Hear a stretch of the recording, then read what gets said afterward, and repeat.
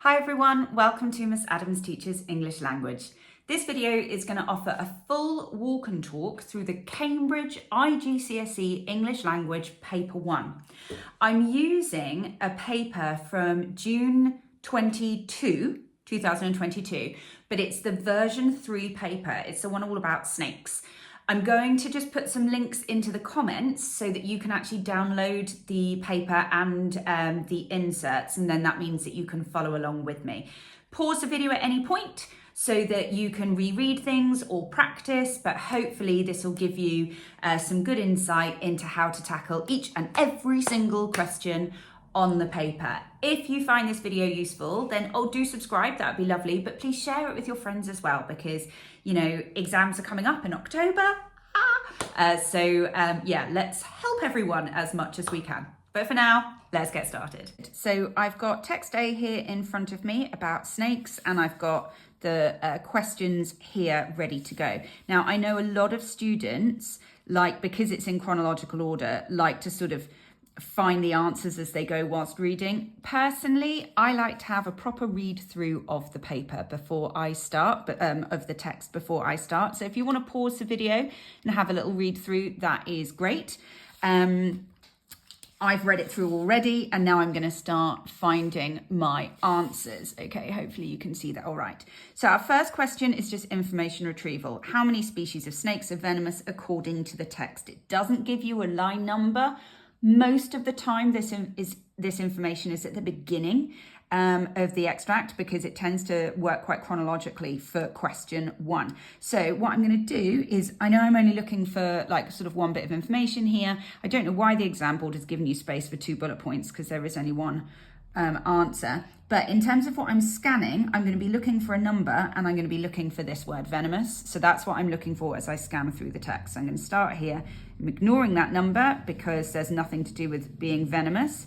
So keeping on going. Oh, here's another number. About 600 species are venomous. There we go. Now I'm going to be specific here in terms of my response, and I'm going to say about 600 because it doesn't say 600 on the nail. So that's my response there.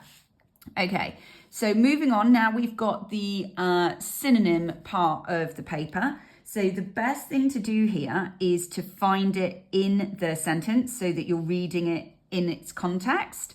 So 600 species are venomous, and only about 7% are able to kill or significantly wound. Now again, you've got 2 marks here, which means that you have to have 2 words essentially to translate this. So what I'm going to do is I'm going to go significantly, I'm going to think seriously, and then wound in this case I'm going to use harm, seriously harm. But there are all sorts of things that you could have done instead. You could have said really hurt, or really cause damage, or grave injury, or gravely injure, sorry, I should say. But 2 words, 2 marks. Okay, the next one, pose little threat. This one I think is slightly harder because of this little word here, pose. So if we start with the little threat, I'm going to go with something like no harm, no serious harm, okay? Or no real danger. And then I'm going to think about the word pose. So again, just looking at it, some of the most venomous snakes that exist, but they pose little threat to humans because they're shy. So I'm going to go with something like will cause no great harm. That's what I'm going to go with. Will cause no great harm. Now, look at what I've done here. I have not gone 3 words, dum, dum, dum. I've used a few more to make sure that I've actually kind of nailed the meaning in its context. So don't feel like it's got to be, oh, so there are 2 words there, so I have to use 2 words. If you need to use 3 words, but essentially you're still explaining what the text means, that's absolutely fine. Okay, so we're going to move on now to C. Reread paragraph 3. Apart from trapping moisture, give 2 other functions of a snake's scales. So you've got to be careful here because it says apart from trapping moisture. So make sure that you read the question really thoroughly. So let's just skim through. So all most snakes Almost all snakes are covered in protective scales. They're reptiles, so are cold-blooded and must regulate their body temperature externally. Scales serve several purposes. Ooh, this is looking good. In arid climates, they trap moisture. Right, we can't use that. And they reduce friction as the snake moves. Okay, so what we're going to do here is we're going to use this bit because this is an obvious answer, isn't it? That one makes perfect sense. So I just realized that you couldn't quite see that. Let me just do a little shifteroo. So we're going to pop in reduce friction. Yeah, you can still see, good. Reduce friction as they move. Now, for our other answer, we need to be a little bit sneakier. Okay, so we're going to go back to this and we're going to think, right, where can we get the other answers? So we've got this one here. So I'm looking for the word scales here. Almost all snakes are covered in protective scales. Well, hang on a minute. That's a function. Okay, so another answer that you could write there would be to protect. Yeah, that's one of the functions. It protects them. The scales are protective. You could also have used this one, regulate body temperature externally. That would work as well.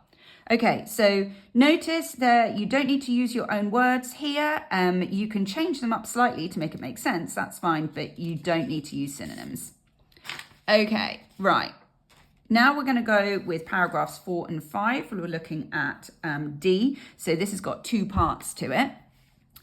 Identify two features of a snake's anatomy that make eating their prey easier once they have caught it. So again, really, really pay attention to the question. It's not just snake's anatomy. It's about making eating their prey easier once they have caught it. So that's what I'm skimming for. So let's go and let's look at paragraphs 4 and 5, and we're going to skim and scan because we've already read it through. We're going to skim and scan for information about eating their prey.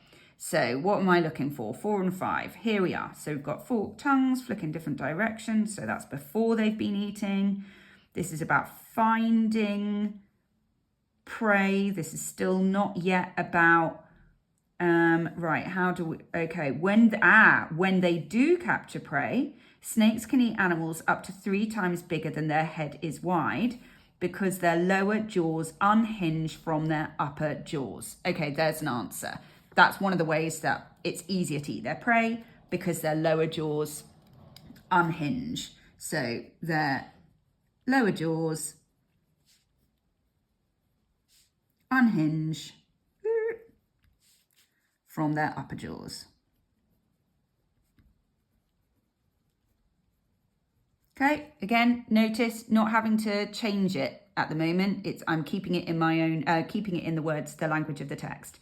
You're going to keep reading. Once in a snake's mouth, the prey is held in place by teeth that face inward. Okay, so again, we can use this. So we could say something like teeth face inward, trapping their prey. So I've not written it exactly as it is in the text, but I've not had to sort of worry and freak out about, synonyms, etc. Okay, so here we've got the next question. Explain the different ways snakes are able to locate food according to the text. So this is about how they get their food. Now you'll notice here, it's got 3 marks allocated. So you need to say 3 things. Again, you're still in the explain, you're not using your own words. So it's a nice way of doing it. So let's have a little look. Again, paragraphs 4 and 5. So this is all about locating food. So starting at the top, snakes also have forked tongues, which they flick in different directions to smell their surroundings. That lets them know when danger or food is nearby. So it's the forked tongues that flick in different directions. So that's one thing that we can say. Not writing it down yet, I'm just identifying it. Now I'm going to keep going. The other ways to detect a snack. Openings called pit holes in front of their eyes sense the heat given off by warm-blooded prey. There's the second one. And bones in their lower jaws pick up vibrations from rodents. That's quite a nice, easy one, actually. There was no inference. It was all quite straightforward. So now I'm going to write them down and I'm going to make sure that I cover all three of those things, but I'm going to try and do it as quickly as I can. So I'm going to say, can you see this okay? Yes, you can. They're forked tongues,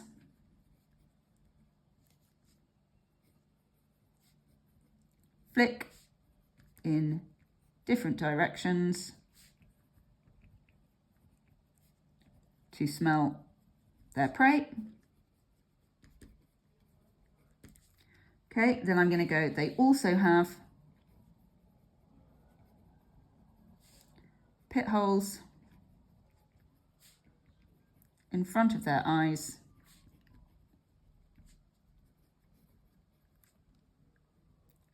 to sense heat, and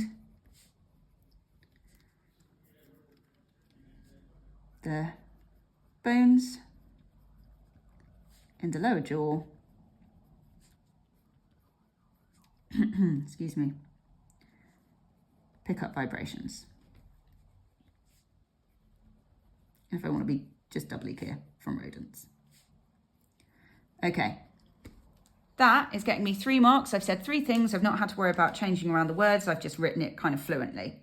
Okay, this one is probably the harder one of this set of questions. Okay, so let's have a little look. Reread paragraph 6 using your own words. Notice it is in bold, all right? So it always shows when you have to use synonyms, etc., with that bold statement.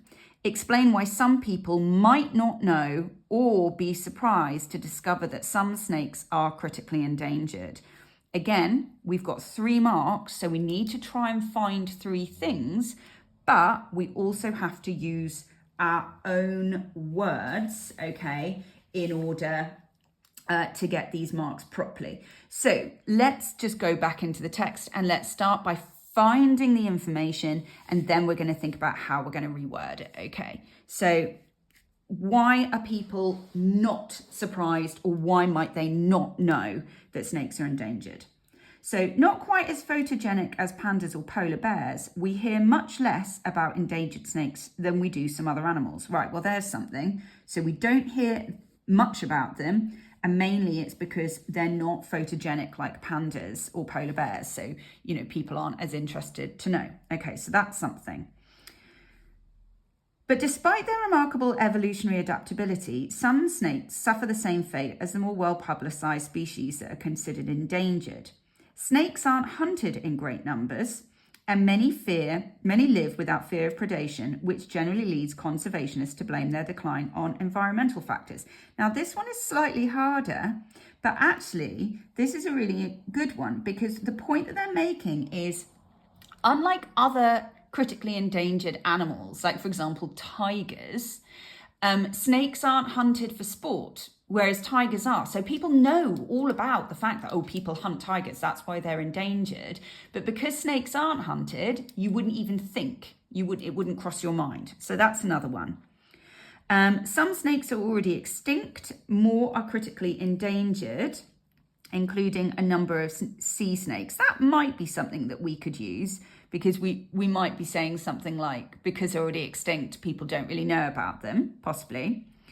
One theory claims changes in seawater temperatures may be a factor, but more investigation is required. Now, that's definitely something that we can use, because obviously if people aren't doing the research into the snakes and what is causing them, then people aren't going to know about it. Okay, so we've got 3 easy things here, but we need to use our own words. Okay, so we hear much less about endangered snakes. Okay, so how could we rephrase that? There isn't much information. Okay, so we could say there isn't much information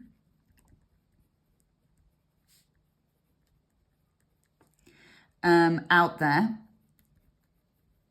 because they are not as, right, I can't say photogenic, but what's the point? Photogenic means that they look good. So I could say something like, because they're not as cute as other endangered species. Also, people do not. Now, I can't use the word hunt, can I? So we could say kill is not enough. So we've got to say something like kill for sport or profit. People do not kill snakes for sport or profit.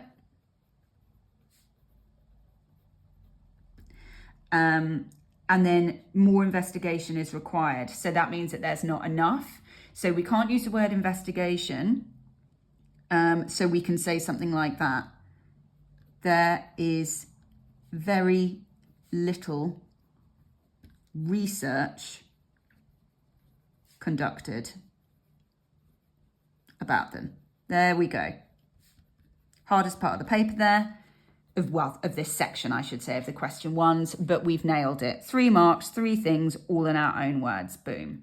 Okay, moving on to 1F. So this gets its entire own text, and this is the summary question. So the first thing we're going to do is we're going to read the question. Okay, so read text B, blah, blah, blah, blah.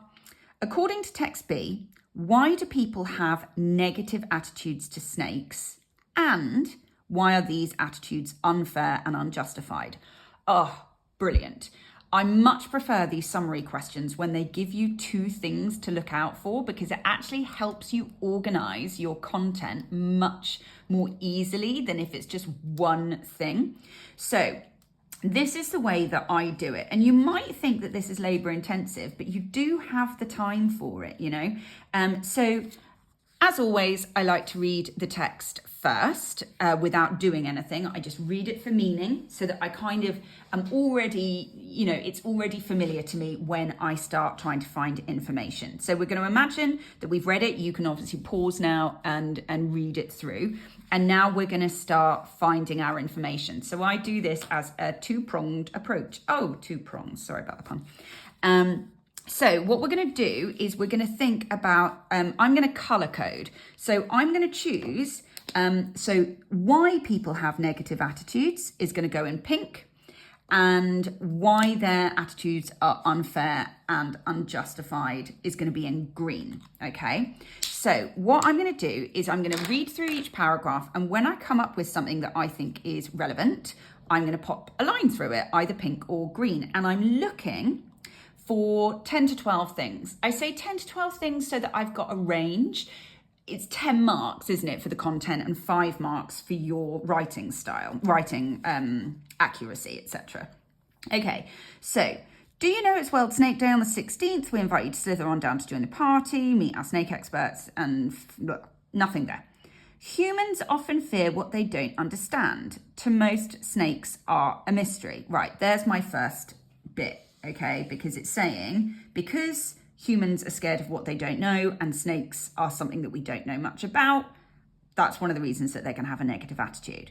Snakes rely on their ability to avoid detection, so we rarely see them. This leads to a void of direct knowledge that's filled by myth and media. Perfect. So that's another reason why we've got negative attitudes, because it's all filled with myth and negative portrayals from the media. And this is how we see that it's a negative portrayal, because they're focusing entirely on the danger and how, like, the fact that they're cold-blooded killers. Okay, so that's helping.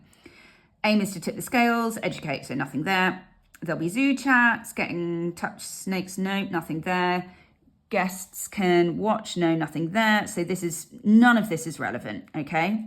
So those threatened by many of the same issues affecting other wildlife, including habitat. Sorry, I read that wrong. Those threatened by many of the same issues affecting other wildlife, including habitat loss, climate change and disease, negative attitudes impeding efforts to address other threats, may be the biggest barrier to snake conservation. Here is something that we can use for the why it's unfair, because they're basically saying that these negative attitudes are stopping snakes from being looked after. So that's definitely relevant. In the United States, for example, public outcry based on fear and misinformation, so it's kind of similar to that though, recently halted a scientifically sound conservation plan for timber rattlesnakes. Right, that's unfair. So the fact that the negative attitudes had them meant that an actual project came to a stop. So let's definitely do that. Another project at the same location that involved releasing eagles was embraced by the community. Rattlesnakes are no less important than eagles. Okay, so that's really helpful. Okay, because he's basically saying this is unjustified, unfair. Other endangered species are getting the help, rattlesnakes aren't. In fact, they may help reduce the incidence of Lyme disease, which affects thousands of people each year, by reducing the number of rodents. So that's also really unfair. It shows the injustice because snakes actually help us. But emotions override facts, it seems, where snakes are concerned. Oh, I'm going back to pink. Because that's basically saying that, you know, you're letting your kind of fear take over the kind of rational logic of it all. Okay, so we're doing well. Snakes play an integral role in maintaining balance in the ecosystem. Oh, we're back to green. In most ecosystems on Earth, snakes can be both predator and prey. When a large prey population attracts and sustains a large snake population, these snakes become prey for birds, mammals, and even other snakes. As predators, snakes keep prey populations in balance. Okay, yeah, so snakes provide an easy, environmentally friendly, free, and natural pest control. So this is explaining that, so it's obviously relevant. And then this is a kind of additional, you know, it's a pest control service. So again, plenty. Snakes are worth saving, not because of what they can do for us, but because of who they are. Snakes share many behaviors with us, behaviors we value. They have friends, that's so cute. They take care of their kids and even their friends' kids too. Okay, so this is really relevant as well. It's unfair because it's basically saying snakes are pretty cool. You know, they do things that we think are great. Okay, so let's just have a little count up of what we've got. So 1, 2, that's kind of the same point. 3, 4, 5, 6, 7, 8, 9, 10. We've got at least 10. Okay. So let's now move to the next stage in our planning. Some people at this point would immediately start writing, but actually I think it's better to do a quick table just to kind of bring your points together. So I'm just going to do a little table like this. You don't need to write extensively here. Okay, so I'm just going to, oh, crikey. Y, that's meant to say Y. Y negative, and then Y unfair, just to remind myself. Okay, so let's start here, okay, with back to what we've got here. Fear of unknown. Snakes mystery. See how I'm just doing it shorthand? I'm starting actually, do you know what? I just started using my own words there without even thinking. Void of knowledge. And I'm going to go media portray as killers. Dangerous. Okay, and then this is kind of an additional fear and misinformation. And then I'm going to go emotions. Override. Facts. Okay. So there's my negatives. See, that really didn't take me very long, but I'm already starting to kind of get it all in my brain. Okay, so then I'm going to say attitudes impede conservation efforts. I'm going to go rattlesnake versus eagles to kind of remind myself of how I'm developing that point. I'm going to pop in the thing about Lyme disease.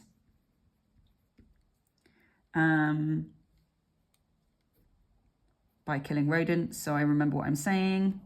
Sorry about how messy my handwriting is, but I'm trying to do it quickly to sort of show you how you would be doing it as well. Balance in the ecosystem.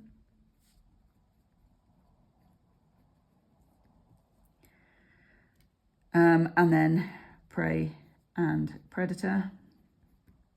And then I'm going to go pest control. And then down here, last one, I'm going to say just like us. Okay, so I've got all of the information together.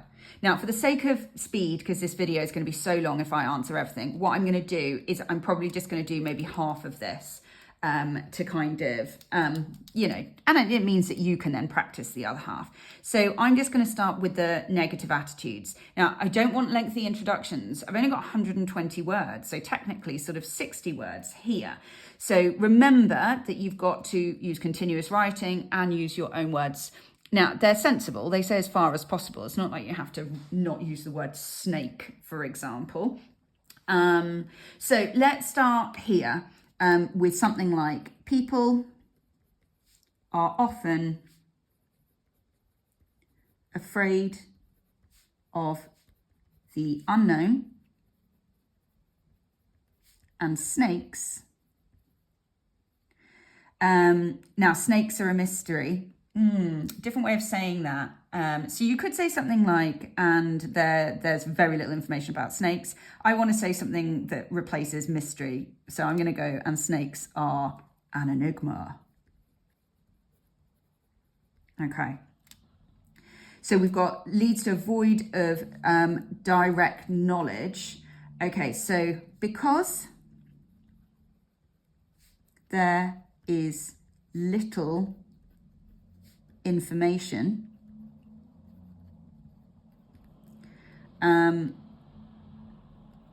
people believe the negative presentation in the media that they are, now I can't say cold-blooded killers, so let's say ruthless and harmful. Okay, so now I'm going to do the fear and misinformation. So this false and frightening depiction means people, and now here I'm going to do this, ignore the facts. Oh no, I can't say the facts, can I? Ignore logic and let fear take over. That's the emotions override facts. So literally, I've gone, yeah, I've done that one, I've done that one, I've done that one, I've done that one, I've done that one. Okay, should we do a quick word count? 1, 2, 3, 4, 5, 6, 7, 8, 9, 10, 11, 12, 13, 14, 15, 16, 17, 18, 19, 20, 21, 22, 23, 24, 25, 26, 27, 28, 29, 30, 31, 32, 33, 34, 36, 37, 38, 39, 40, 41, 42, 43, 44. Right, I've written 44 words. So I'm under my 60, but I have covered all of those things. By the way, don't waste time in the exam counting words. Just doing it to show you. So what you can do now is you can have a go at doing the same with why is it unfair and unjust, and have a go and try and get it into sort of 60 odd words. Right, that's 1F done. Let's move on to question 2. So we're going back to some of the skills that we were doing in the early question 1 with a little bit of synonym work. I would really recommend that you read text C first all the way through so that you kind of know where you're going, especially because although they tend to be in chronological order, there have been some papers where these haven't been in chronological order. So actually having a decent knowledge of the text is always good. So pause the video and have a little read through of text C, and then we'll start getting on with finding the words. Okay, so in these 4, what we're doing is rather than coming up with our own synonyms, we're actually finding phrases that mean what is underlined, okay? Now, it's really important when you find these phrases that you only use the sort of exact words that match the underlined, so you don't want to have anything extra. Now, one of the things that's really useful to do is to use your skimming and scanning skills. So you're going to be sort of looking for words that are similar to rainfall or describing the forest. So we're going to start just by skimming and scanning through. And the first thing I notice is the word downpour. So I'm going to go unexpected heavy rainfall. So I'm going to go with sudden downpour, okay? So downpour fits a heavy rainfall. Sudden was unexpected. You'd get the mark if you added in from nowhere. That would be fine, but sudden downpour works as well. Okay, first one done. So access to both online services and mobile signals was sporadic and unreliable. So I'm going to skim and scan for these kinds of words, okay? So continuing to go through, scrolling, and then I see this. Telephone and internet connectivity is intermittent, right? Intermittent works for both of these words. So that's all I'm writing down. I'm not adding any words that I don't need. Okay, next one. So this is quite a chunky one. There were steps down to the campsite to provide an easier path down for visitors not used to walking in the rainforest. Okay, so I'm going to be looking out for any words that are to do with walking, people who are inexperienced, and maybe looking out for anything to do with like steps or anything like that. So again, I'm going to take my pen, I'm kind of scrolling down, and I'm just scanning my eyes backwards and forward until I see something useful. There's the word steps, added recently to cater for less experienced trekkers. So what do I need? We're looking for provide an easier path onwards. So I'm just going to put in cater for sorry, my handwriting continues to be dreadful, experienced trekkers. Yep, okay, got that one. And then the final one, the campers enjoyed eating a large, delicious meal. So going to be looking for anything to do with food, okay, anything to do with eating. So again, I'm skimming and scanning, looking for anything that I see. Not yet. Here we go. As I scroll my eyes backwards and forwards, scan my eyes backwards and forwards. Here it is, sumptuous breakfast. So sumptuous works for large and delicious, and obviously breakfast is the type of meal. So I am literally just going to write those two words in for that task. There we go. Right, so that's 4 marks sorted. Let's look at the next one. So this is where, again, synonyms, vocabulary work. So you've got to put into your own words what these mean. So always look at them in the context of the sentences surrounding. So, my brimming heart and soothed soul enjoyed restful sleep in the tent that first night. Bonfires and loud music are prohibited to avoid any disturbance to animals, and hygienic common bathrooms were appreciated. So that one I think is quite straightforward. So I'm just going to say not allowed. Okay, you could have banned, anything along those lines. Right, to avoid any disturbance to animals. Okay, so what I need to come up with is something that demonstrates that that the animals would be upset or annoyed, or that there would be some sort of abnormality in their normal life. So I think to their normal life, I'm going to go with disruption. To avoid any disruption to animals. So you could have had anything like, upset or distress. That would be a good one as well. To animals, And then hygienic common bathrooms with hot water facilities were appreciated. So that one's quite straightforward. I'm going to go with were liked or were grateful or gratefully received. That's what I'm going to go with, because that kind of works in terms of the sentence there as well.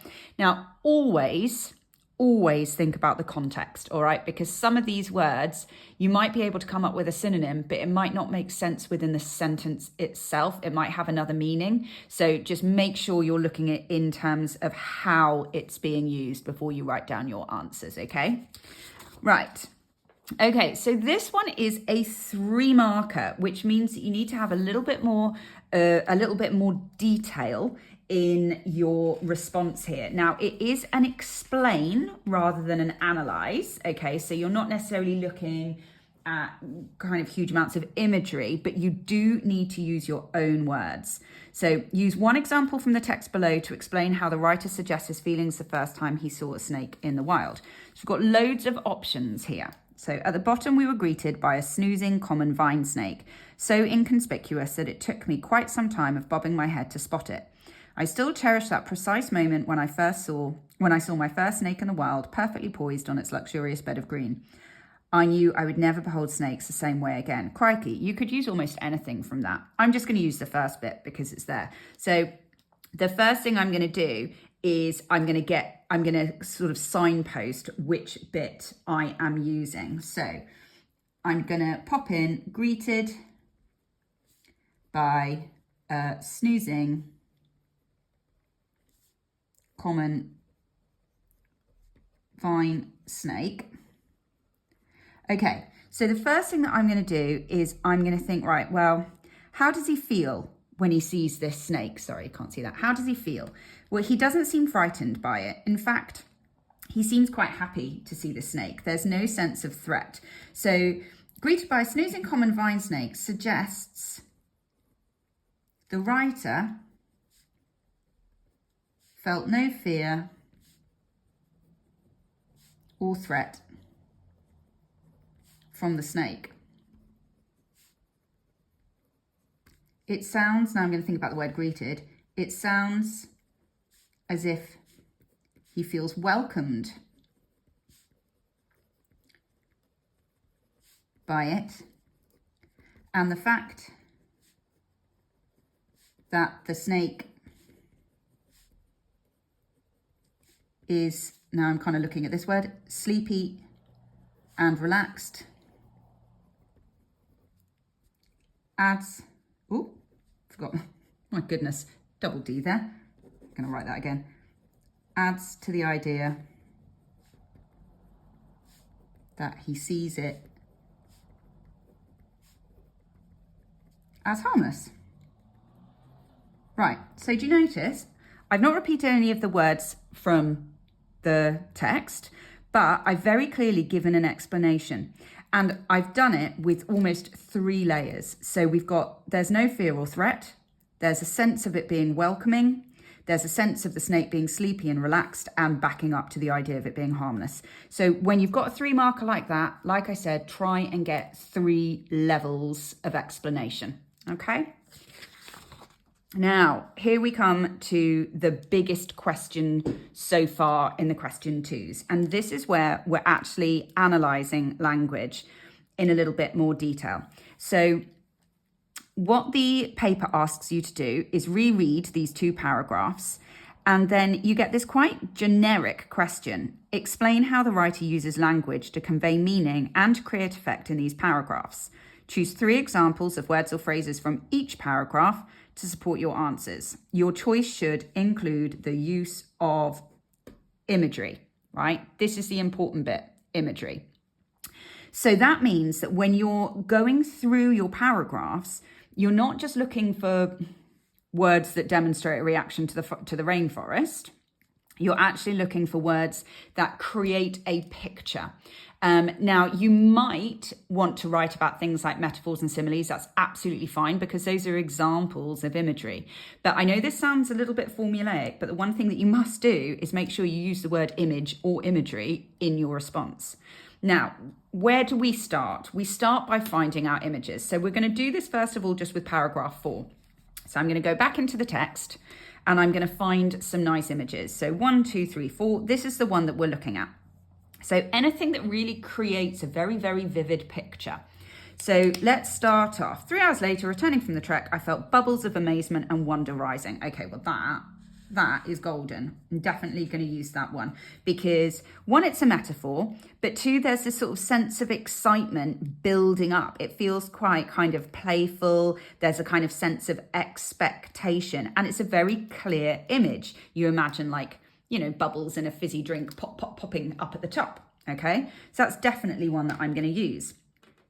I'd seen gliding lizards fly effortlessly between trees, intricate dragonflies of infinite varieties, and delicately etched golden frogs. Goodness me, I could use any of those 3. You know, I could use the lizards, I could use the dragonflies, I could use the frogs. I'm going to go with the dragonflies, okay? But if I can't find anything else that I want to write about, I could go back and do another one. Overcast skies, saturated to the brim, had poured down heavily. That's lovely, saturated to the brim. Drenching the forest, its native creatures, and the handful of humans who happened to be there. That's quite nice, the idea of it being an experience that hardly anyone gets. Thereafter began the frenzy of activities and sound that engulfs the wood after a good rain. Rhythmic sounds, musical, coordinated and orchestrated, and pleasantly deafening. Oh, I'm definitely doing that. I'm kind of tempted to add that bit in as well because it's an oxymoron, but I might be creating, a quote that's a little bit too long. Now, people have different ways of doing this, okay? Some people literally just write down the phrase, put a colon, and then pop their analysis in. And I get that, it's clearly signposting to the examiner. But for me personally, I like to try and ensure that I've got a good topic sentence to kind of get me started on the mark scheme. So this is the way that I would do it. All of this suggests that the writer kind of has a sort of sense of awe and amazement or wonder when he views the creatures in the rainforest in general. So that's probably where I'm going to start. And then I'll show you how it's going to go from there on. I'm just trying to make sure that you can see everything as I go. So I'm going to start off with the writer. Can you see that? Yeah. The writer seems in awe of the rainforest and its creatures, okay? That's my starting point. Now I'm going to get straight in, okay?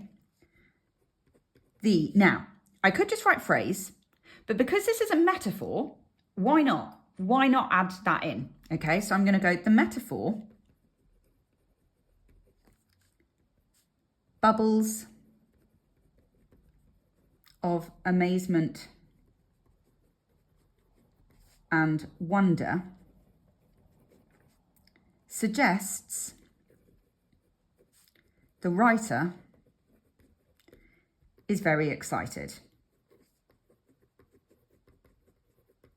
Okay, so that's a fair point, but I need an additional layer, okay? So the image of rising bubbles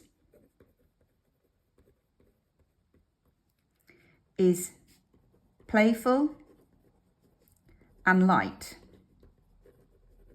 The reader would imagine a fizzy drink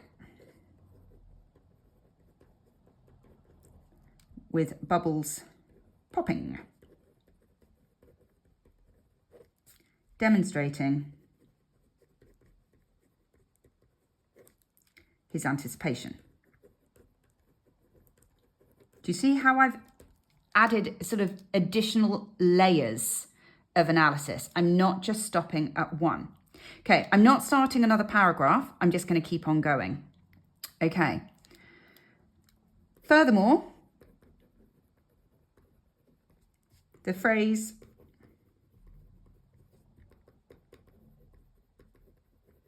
intricate dragonflies of infinite varieties demonstrates the vast number of species he can see. Where am I? Adjective, because why not use the word class? Infinite suggests they are endless. The hyperbole, because it is hyperbole, because he doesn't literally mean infinite, emphasizing his wonder. The adjective intricate conveys an image of a complex and unique design, illustrating how special the dragonflies seem. And now I'm going into my third, which I've covered up now. Rhythmic sounds, musical, coordinated, and orchestrated. In addition, I'm going to run out of room, aren't I? The description of rhythmic sounds. You still see what I'm writing? Yeah. Musical, coordinated, and orchestrated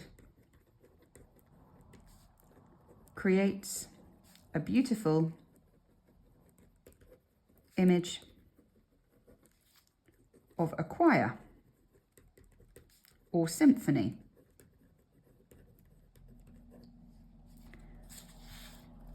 This suggests that the rainforest works in unison, can't spell, unison, or harmony, making it seem more beautiful and awe-inspiring. Oh, only just. Okay, so that's a kind of whiz through of the first paragraph. Obviously, you then go back to the next bit because we've got a paragraph 6, haven't we? Paragraph 6 gives a description of the rainforest as the writer wakes up after his first night camping there. Now, what I'm going to do here is I'm going to look at paragraph 6 with you and I'm going to give you some suggestions, but I'm not going to write it up because you might like to pause here and have a go at writing your own version up using mine as a kind of model. But let's just read it and talk about the kinds of things that you might like to mention. So next morning revealed a forest blooming with fungi. I mean, that's a lovely kind of metaphor because it's to do with flowers, isn't it?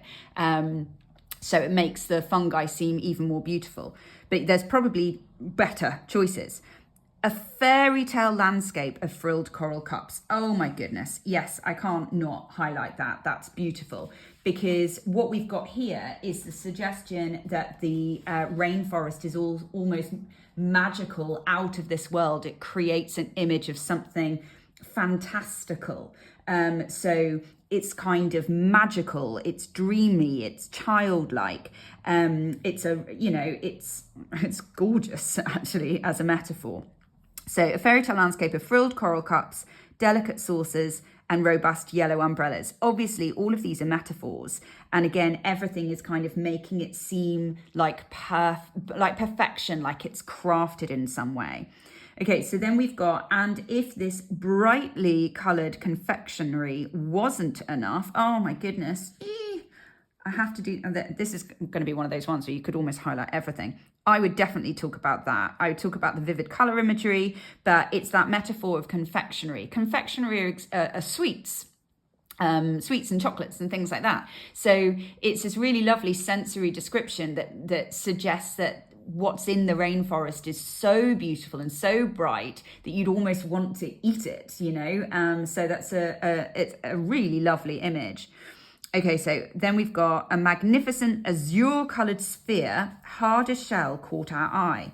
No amount of speculation could have made me imagine that little blue ball was a millipede. Okay, so I would definitely do something with one of these little bits. I'd probably go magnificent azure-coloured sphere, I think.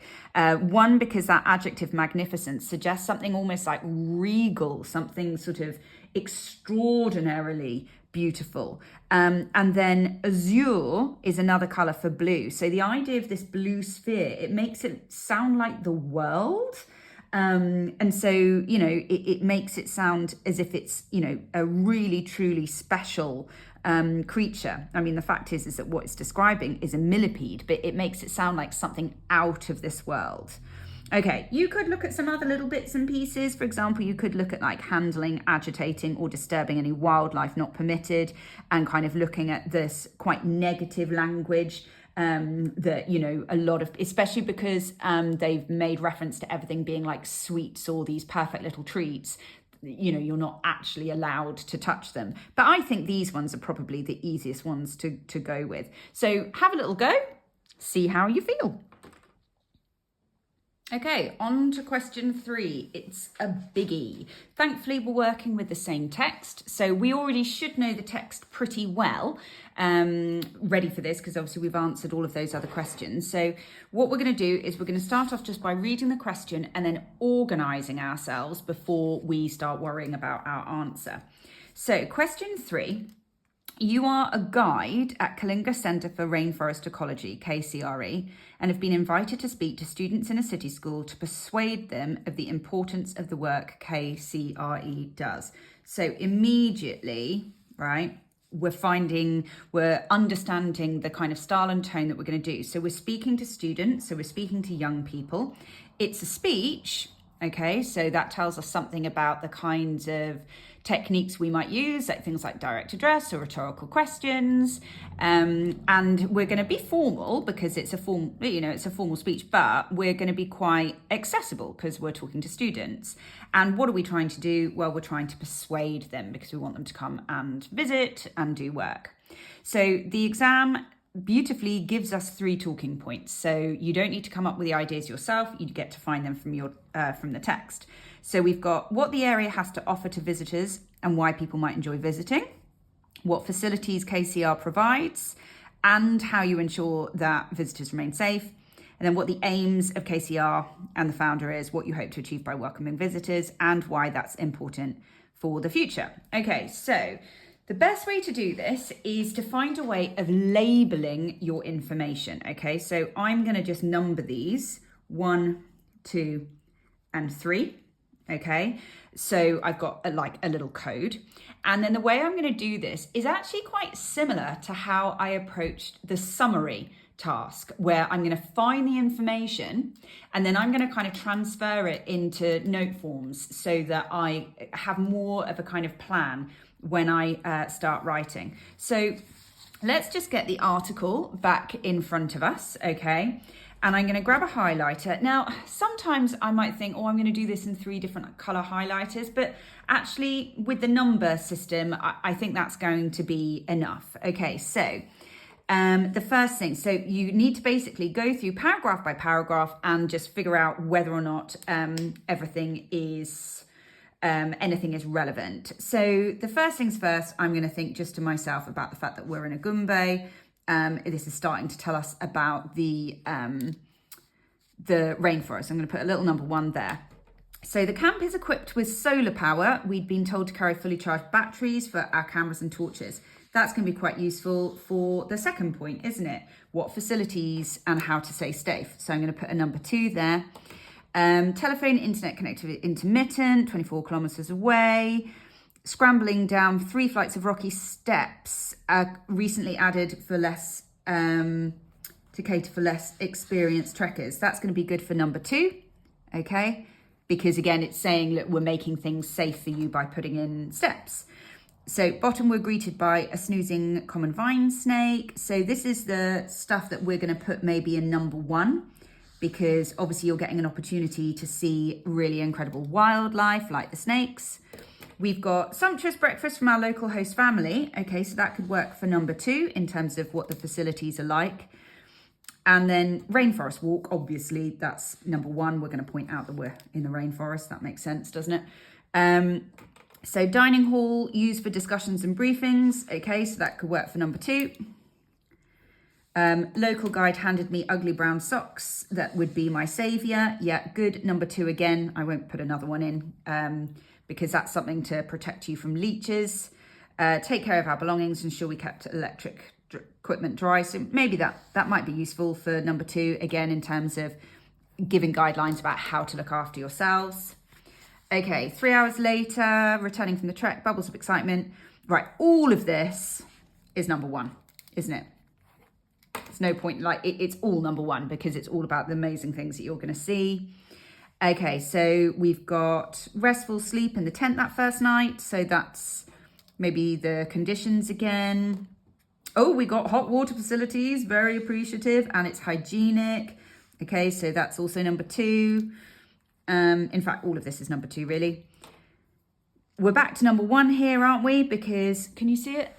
Oh, sorry. We're back to number 1 here because we've got the wildlife, we've got the fungi, we've got the beautiful vegetation, all of that. Okay, so now getting into the later bits. So croaking bush frogs. So again, all of that is number 1. To good use for our entertainment. Meet along green pit viper hung from a branch. So casually posing for photographs. My first ever wildlife photography attempt was fun.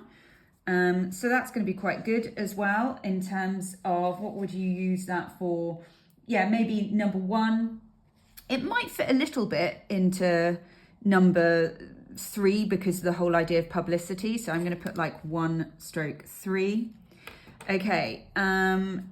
I'd experienced the wonders of a rainforest and a spellbinding weekend that drew to a close with inspiring presentations about the place, its conservationist founder and his tremendous work studying and saving magnificent king cobras. So that's a number 3, because obviously that's about the sort of aims, what they're trying to do. Ignorance had metamorphosed into sheer passion for creatures I've been prejudiced about. So this is about learning. So this is all number 3. Learn about serpents eager to accompany experts on live snake rescue calls. That sounds exciting. I've already signed up for the next workshop. Okay, so that's all number 3. So at the moment, right, I've got this stuff in front of me, but that's not going to help me write it. That's all over the shop. That's just step 1. So what I'm going to do now is I'm going to separate it out into note form. Now you could do this on the actual answer paper, but just make sure that whenever you do notes like this, you then cross through them, okay? So I'm going to have a little section for number 1, number 2, and number 3. And now in those little sections, I'm going to start listing. So I'm going to go back and I'm going to go, right, Agumbe, rainforest. Then here I'm going to be like, right, solar power, fully charged batteries. What's next? Steps added in difficult bits. Notice I'm sort of doing this sort of quite roughly. What's the next bit I've done? Sorry, I am kind of cross-referencing back and forward. So, seeing snakes in the wild. Okay, what's next? Good food. Rainforest walk, kind of put that in there. Guides. Discussion, briefing. Socks. Leeches. Horrible, horrible, horrible. Okay, lots of rules. You can see we're getting a lot for number 2. Okay, now here we are getting into the sort of excitement. So we're going to see wildlife, and that you might just remind yourself of the things that you're going to talk about. So lizards, dragonflies, I'm in shorthand now, frogs, snakes, etc. You've got woodland, and sort of the rain. What else have we got? So now we've got tents. We've got hygienic conditions. This is in number 2. And now we're back up here. Fungi, etc. Right, now back onto this page here. So we've got photography. But I might put photography here as well. And just write like publicity. And then we've got presentations, conservation, i.e. saving king cobras. What else? So education, i.e. learning that snakes aren't evil. etc., etc. Okay, so do you see now, as opposed to I've highlighted it and now I'm going to start writing, that feels scary. Whereas now I actually sort of know a little bit more where I'm going to go. You know, that feels a little bit more organized.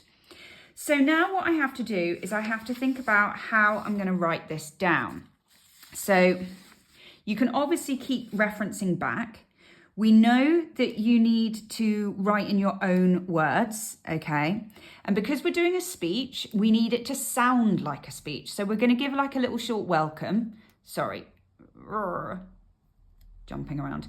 We're going to give a very short welcome, and then we're going to be sort of quite friendly in our approach.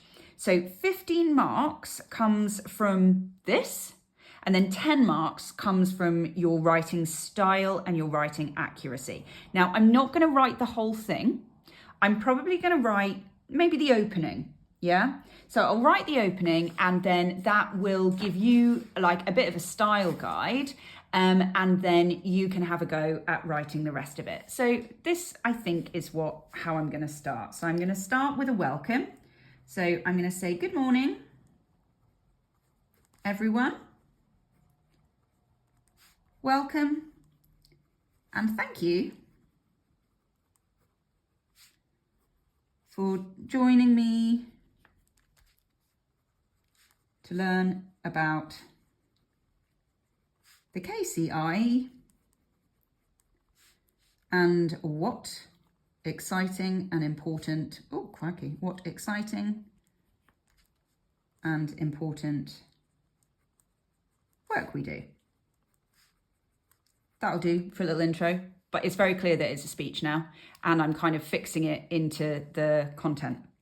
Okay, so now we're going to get started. I'm going to start with a rhetorical question because we love a bit of rhetorical questions in speeches, and it's going to include direct address. So I'm literally going to start with, so why should you visit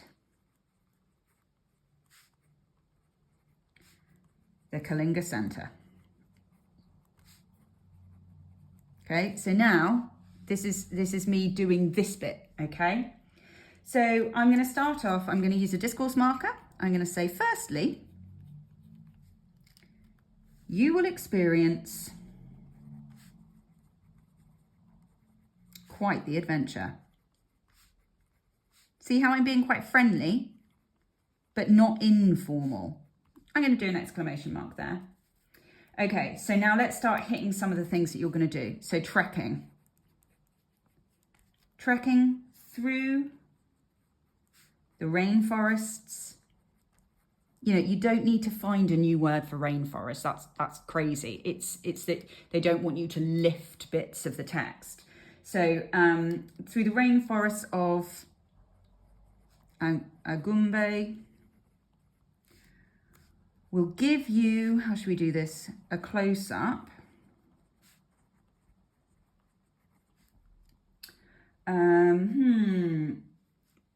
On the most, sorry, I'm just thinking of an adjective to go with what, all right, okay, I'm going to go wonderful wildlife, because why not just get a little bit of alliteration in there. The most wonderful wildlife the world has to offer. Oh, look at that. Okay, and then what I'm going to do is I'm going to then expand that a little bit. Okay, I'm going to say, so I'm going to use a colon. Millions, do you remember it said infinite? Millions of dragonflies,